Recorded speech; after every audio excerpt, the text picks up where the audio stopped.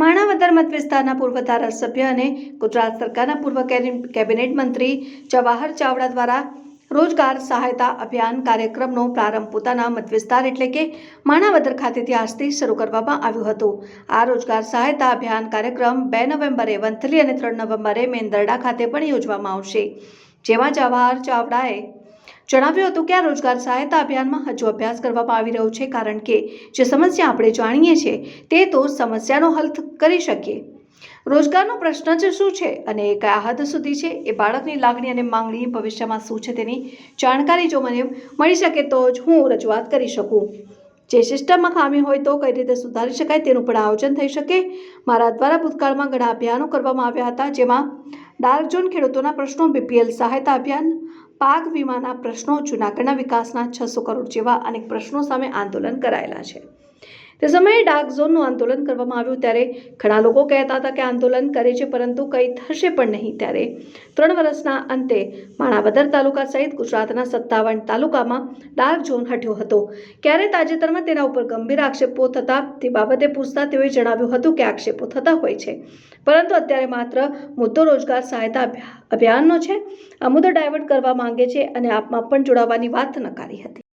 મારું નામ નવલાણી કોમલ છે। હું અહીંયા જરભાઈ ચાવડાના શું કહેવાય નોકરી રોજગાર અંતર્ગત અભ્યાસ અંતર્ગત આવેલી છું અને મારું ગ્રેજ્યુએશન લાસ્ટ યર કમ્પ્લીટ થયેલ છે અને MSW રનિંગ સ્ટુડન્ટ છું હું। અને આજે ફોર્મ ભરાવેલો છે એથી મને એવી આશા છે કે આગળ છે ને મારે સ્ટડીઝમાં મારા અભ્યાસમાં મને એના માટે ખૂબ જ હેલ્પ મળશે અને કદાચ કે જે કેવાય પ્રશ્ન છે કે અટાણે રોજગારી અંતર્ગતના એ આ ફોર્મથી આ યોજનાથી સોલ્વ થઈ શકશે।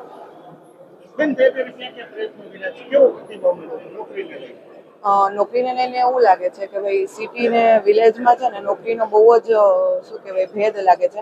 એ જ જોબ એ જ નોકરી પણ શું કહેવાય વિલેજમાં એનો શું કહેવાય પગાર ઓછો છે કે જેનાથી વિલેજમાં કોઈ ટ્રાય કરતું નથી અને એવું હોય કે વિલેજવાળાને છે ને બહાર ન જવા દે એવી એની માઇન્ડસેટ હોય। તો કદાચ વિલેજ ને સિટીને મળી શું કે ભેદ ખતમ થઈ જાય અને સિટી વિલેજ છોડીને નોકરી જે છે એને પ્રાધાન્ય મળી જાય તો કદાચ એનો પ્રશ્ન સોલ્વ થઈ શકે એમ। જવાહરભાઈના અભિયાનની ટ્રાય તો ખૂબ જ સરસ છે અને આનાથી કદાચ થઈ જાય તો અમારા જેવા ઘણા બધા વિદ્યાર્થીઓનું ભવિષ્ય સુધરી જાય। મારું નામ સુંદર વાલ્પેશ, ગામ કોળવાવ, તાલુકો માણાવદર, જિલ્લો જુનાગઢ અને હાલમાં મારો અભ્યાસ છે 12 પાસ અને આપણે કોઈ ટ્રાય કરીએ માન કરીને પરીક્ષા આપીએ રેલવેની ગમે એવાની કે SSC અધર એક્ઝામ તો પેપર લીક થઈ જાય છે આ સરકારના। તો આ સરકારને અમે કહેવા માંગીએ છીએ કે વિદ્યાર્થી અરે તમે આવું કરો અને આ જવાહરભાઈ ચાવડાના પ્રોત્સાહનને અમે વધાવીએ છીએ અને સાથે સાથે આ સરકાર પાસે જવાહરભાઈ ચાવડા માંગ કરે આ સરકાર પાસે વિદ્યાર્થીને તો તે બાબત સારું। રોજગારને લઈને પેલા તો આ સિસ્ટમમાં સુધારો કરવો પડે કે જે રીતના આપણે પરીક્ષામાં બેઠા હોય તો અત્યારે અહીંયા વોટ્સએપમાં પેપર વાયરલ થઈ જાય છે, તો ગામડામાં અત્યારે અમે ખેતમજૂરી કરીએ છીએ તો માન કરીને 400-500 રૂપિયા પરીક્ષાની ફી ભરી હોય તો પેપર લીક થઈ જાય છે। તો આ બહુ ખરાબ ઘટના છે। તો આ ઘટનાને અમે જવાહરભાઈને કહીએ છીએ કે આ બાબત વિશે આપણી ગુજરાત સરકારના માનનીય શ્રી મુખ્યમંત્રી ભૂપેન્દ્રભાઈ પટેલને રજૂઆત કરે। જી, મારું નામ મેઘ જીવનાણી છે। હું અહીંયા માણાવદરનો રહેવાસી છું અને આ અભિયાનનો હું પણ ખૂબ વધાવું છું, કેમ કે આ જવાહરભાઈએ નવું અભિયાન સ્ટાર્ટ કર્યું છે કે રોજગારી બધાને મળે। મારા જેવા યુવાનો કેટલા પણ છે, જો કોઈ અનુભવી છે, કોઈ ફ્રેશર છે, બધાને પણ મળી શકે તક એના। હું અત્યારે BSM 1 ભણું છું। એની પહેલા મેં BSc IT એક વર્ષ કરેલું છે જુનાગઢ। એના પછી મેં અમદાવાદ 1 વર્ષ એવિએશન એન્ડ હોટેલ મેનેજમેન્ટ પણ કરેલું છે। એના પછી મને એક વાર તક મળેલી છે, 6 મહિના મેં કરેલું છે એરપોર્ટ સ્ટોરમાં કામ। પછી મને તક મળેલી નથી। હું કહું આજ મને કંઈક તક મળી જાય એવી સારી એવી ઓફિસ વર્કની છે, ઘણી બધી એવી તકો છે, મળી શકે છે, તો આપણે એકવાર ટ્રાય કરવામાં શું જાય છે। મારું નામ સંકુટી વિવેક છે। મેં BSc BEd નો અભ્યાસ કરેલો છે। અત્યારે મને બેરોજગાર તરીકે હું છું। અત્યારે મને ક્યાંય નોકરી મળેલ નથી। પ્રાઇવેટમાં મળે છે પણ સરકારીમાં એટલી જલ્દીથી વેકેન્સીમાં મળતી નથી। ત્યારે જવાહરભાઈએ અહીંયા બેરોજગારીનું અભિયાન ચાલુ કરેલું છે, તેમાં મેં ફોર્મ ભરેલું છે। આ જવાહર ફરીથી બેરોજગારી જે અભિયાન છે એમાં શું થયું?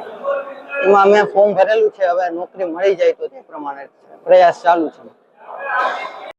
આજનો અમારો પહેલો દિવસ છે રોજગાર સહાયતા અભિયાન હેઠળનો. આમ તો એનો પાર્ટ 2 પ્રોજેક્ટ હોઈ શકે, પહેલો પ્રોજેક્ટ વિચારનો હતો. આજે રૂબરૂ બધાને મળવા નીકળો છું. જરૂરિયાત શું છે અત્યારના યુવાનની, એક દીકરીની, એક દીકરાની?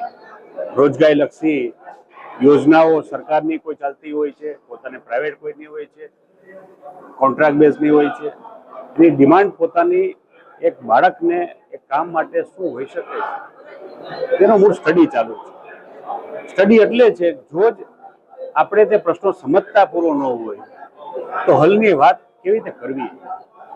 એટલે પેલા પ્રશ્ન છે કે નહીં છે તો કઈ કક્ષા સુધીનો છે, કઈ હદ સુધીનો છે, એની માગણી લાગણી ભવિષ્યની શું છે એ બાળકની, તેની જો જાણકારી મને મળી શકે તો એની રજૂઆત હું કરી શકું.